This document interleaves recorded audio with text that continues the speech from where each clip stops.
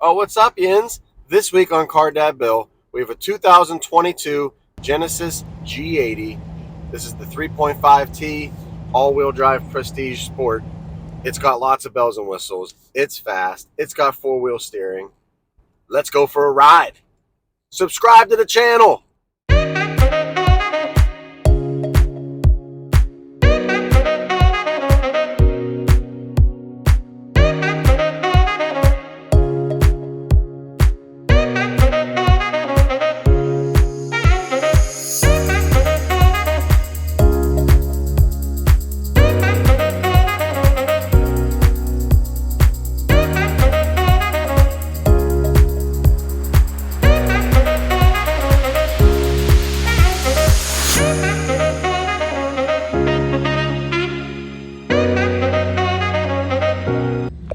What's up, Yins? Standing outside the Genesis G80, and it's just gorgeous. I don't know where to start, and I hope you all agree, because it's just a fantastic looking vehicle. Look at those lines. Look at how aggressive this is, and all of this, all the fascia down here. It's very sporty and luxury at the same time. The headlights are just the dope coloring in the middle there that goes through the light is just such a great detail. That line shoots all the way to the back. Look at that line.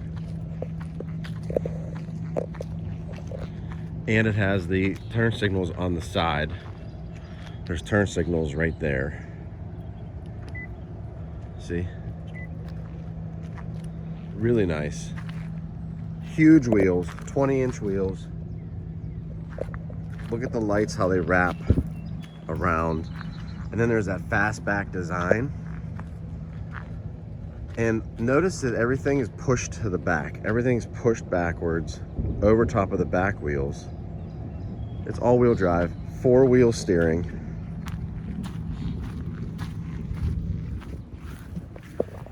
And then while I'm out here, everyone always talks about the parking assist, or like the moving the car back and forth. So we have to start the car, okay? Once we start the car, and it's running now I can hold down the forward button, and the car will actually start to drive forward without me in it. And it'll go until it hits something, it gets close to something, and it can go backwards as well.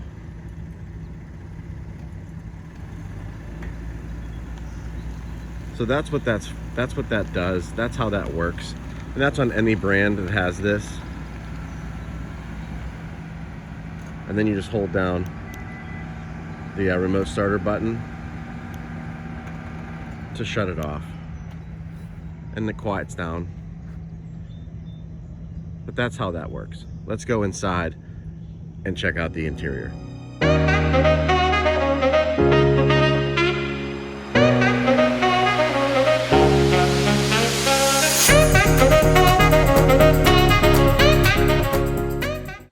Arian's inside G80. It's fired up. Let's look at all of this cool stuff. Look at all this stuff.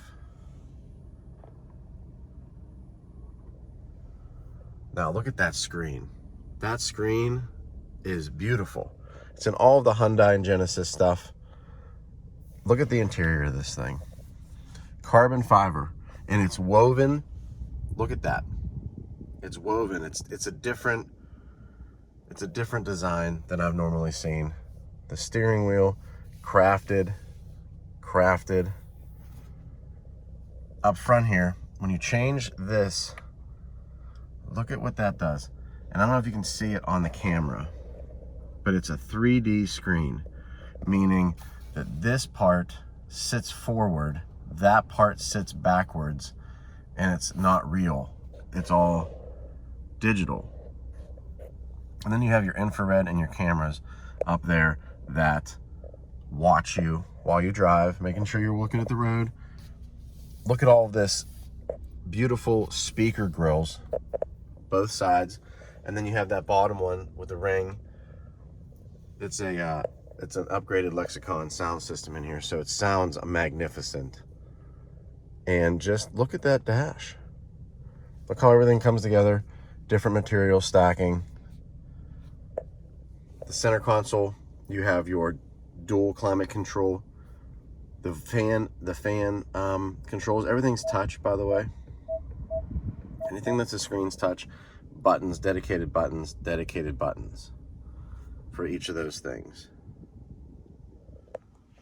As you move down here, really smooth buttons and scrolling for your volume and for your tuning.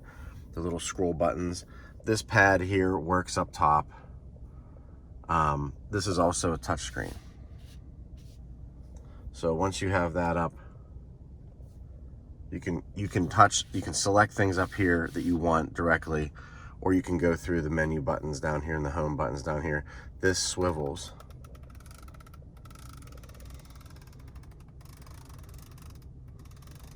Rotates, clicks, has a really satisfying click to it. And then you have your rotary. It's a jewel-like gauge selector, or gear selector. Drive, park, you roll things back and forth. And then you have your drive mode selection and your cameras. Back in here is where your plugs are, and your wireless charging is right here as well. My wallet's in the way, and there's sunglasses down there, but that's where that's at. Storage container here, deep storage. Look at the seats. Look how sharp that design is on the seats. And then you have the suede liner up top and the sunroof that goes all the way to the back. And then you have your seating. Let's go in the back and check that out. Trunk, there's a little button right here. Opens up the hatch. And it's definitely a good sized trunk. You could definitely fit 2, maybe 3 golf bags in there, maybe 4 if you're really good at it. Not bad at all. All right, guys, before we get on the road on this rainy day, I want to go over a couple of the things about the G80 all-wheel drive, the numbers and things like that. The 22 Genesis G80 all-wheel drive Sport Prestige 3.5T. This one's 375 horsepower, 391 pound-feet of torque, 8-speed automatic. It has the rear wheel steering, which we'll go over while I'm on the road. Has massaging seats, remote parking package, the heads-up display, 20-inch wheels. That Prestige package adds a lot of that stuff to the package, to the car, like the leather seating and the wheels and the look of it overall on the outside. $63,700 for the MSRP. Adding that Prestige package adds another $6,300 to $71,670. Expensive car, fast car, gorgeous exterior on this. Good and bad of the G80. And let's go over the bad things first. And I say bad things, I'm just picking things apart. You know how that goes. There's always something a little quirky about cars, whatever they are. And this one, it doesn't escape that either. And the first thing on my list is the comfort setting of the drive settings. So there's 3 different drive modes. Comfort, which is like the normal setting, Sport, Sport Plus. And then you can customize it from there. The normal comfort setting, which is like your default setting when you turn the car on, there's just something about it. It's very unrefined. It's very sluggish, and it doesn't want to go, and you really have to force it. And then it's jerky, and it's just goofy. So minor, problem. The car is at home in sport mode. Put the car in sport mode, not Sport Plus.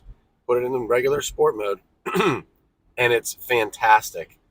And it takes off, and it's very quick to respond, and that's where you want it to live. So that's number 1 on my list of the quirky things. Number 2, the infotainment. So number 2 on the list is infotainment, because it has this disc down here and this touchpad, which looks nice and fills this section down here very nice in design. After a week of driving it, and I've driven a couple other Genesis that have the same sort of infotainment, you do get used to it like anything else. And it's kind of similar to Mazda's infotainment because they have a rotary dial down here as well. So you do get used to it over time, but it's definitely not the easiest to get used to, and it's definitely not the easiest to use overall. So that's number 2 on my list. Number 3 on my list of the cons, the bad, the, my opinion side of things is there's no massaging seat on the passenger side of the car. So this side has a massaging seat, which is on right now, and it's massaging my back. Passenger doesn't get any. So when when we're putting it on in the car and it comes up on the screen, the passenger's always like, "Hey, where's mine at?" And I'm always like, "It's on the side of your seat, or it's on the door, or however turn it on." They don't have one in this one, so it's just a funny quirk. But nonetheless, that's the last bad thing that I could think of. The good side of the car, and the list is long, and this is one of my ideal favorite sedans because it looks so good on the outside. It has such good powertrain. It reacts well. It delivers power when you want it. It looks good doing it. It's comfortable as heck, and the stereo tops it off.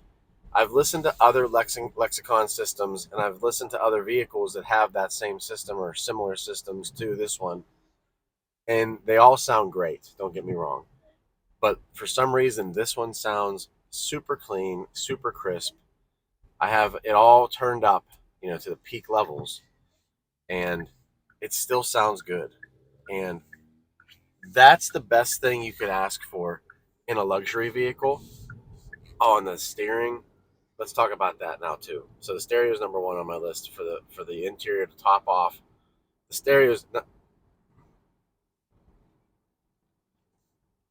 The stereo is definitely great, but the next thing on my list is the powertrain, and the turbo V6. You get under the hood of this thing is so nice. It's so fast, and I have an A6, my personal vehicle, and it's equivalent.